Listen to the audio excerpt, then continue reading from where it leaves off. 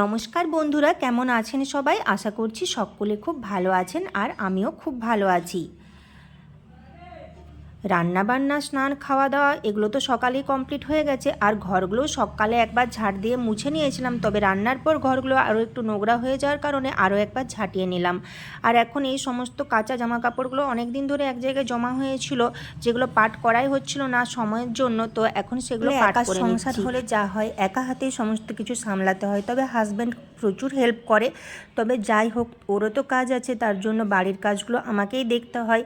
তো এখন অনেক দিন হয়ে গেল আমার শরীরটা একটু খারাপ ছিল, যার জন্য এগুলো করাই হচ্ছিল না। তো ভাবলাম অনেক দিন ধরে পড়ে আছে যেহেতু, তাই আজকে এগুলো পাঠ করেই নিই। যেহেতু আজকে একটু বেশিক্ষণ সময় পেয়েছি, সকাল সকাল সমস্ত কাজ কমপ্লিট হয়ে গিয়েছিলো, তাই অনেকটাই সময় হাতে ছিল, তাই এখন এগুলো করে নিচ্ছি।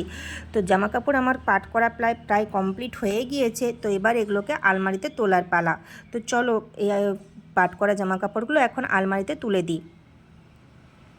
তো জামা কাপড়গুলো ওদিক থেকে এদিকে নিয়ে চলে এসেছি, এবার এগুলো আলমারিতে তুলে দেব।